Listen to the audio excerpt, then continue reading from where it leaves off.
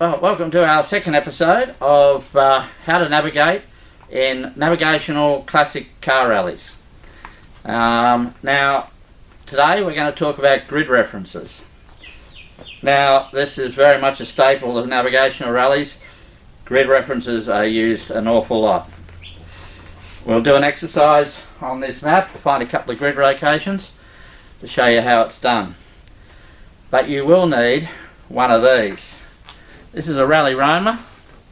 They came in various scales depending on the map you're using. So let's have a close-up look of what a rally roamer looks like. This one might show up a bit better. Different scale but the same sort of thing. Except I'm holding it upside down, that helps. So what you need to do is get the top corner here, which when you're holding it on the map will be this top corner here, top right hand corner, and that's going to be the location of what you're looking for. So on the map there'll be grid lines and those will have numbers on them. The grid lines will go along the bottom of the map and up the sides.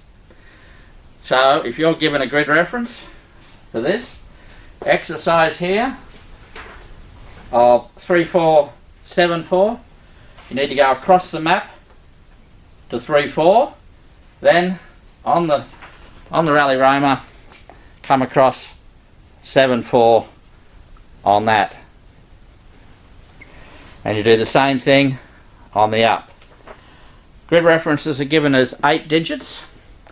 The first 4 relate to across the map, the second 4 relate to up the map. Across, up, across, up, across, up. Say that 1,000,000 times till it's ingrained in your memory. If you do it the other way around, you're going to end up somewhere completely different. Alright, so let's get on and actually do a plot on this map. And the first grid reference we're going to look for is grid reference 3474.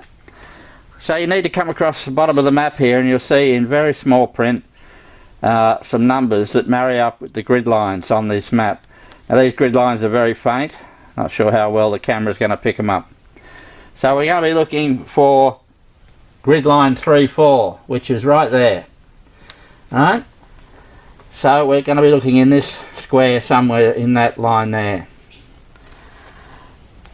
So it's 3474.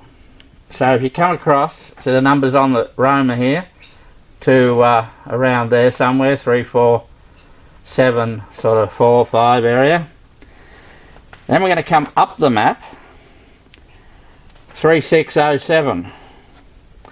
Now the grid lines are way over the other side of the map, so take my word for it that it's this grid line just here. So it's coming up where 7, 4, there we go, 3, 6, there, it's there. A place called Kitchener, right there. So that's our start location. That's our first grid point, and that's how you do a grid reference. So let's do another one.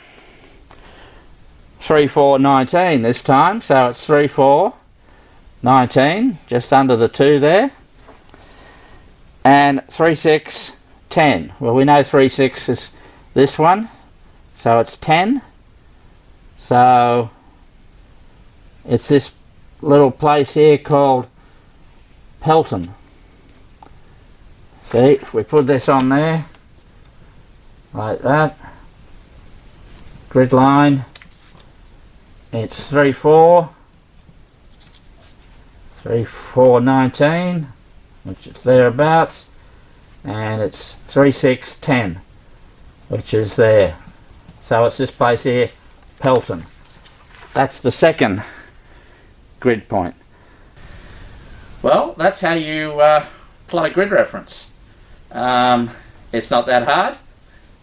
It's a little bit harder in a car, bouncing along a road with a full-size map like that.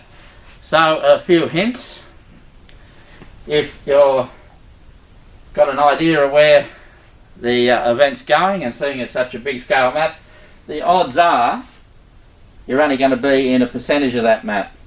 So you can fold it, but that loses your grid lines. So you may need to fold it and physically write on the map what the grid lines are so that they're easier to find.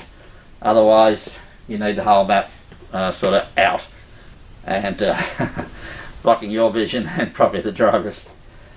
And I think that's about it for grid references, so tune in next time. Bye for now.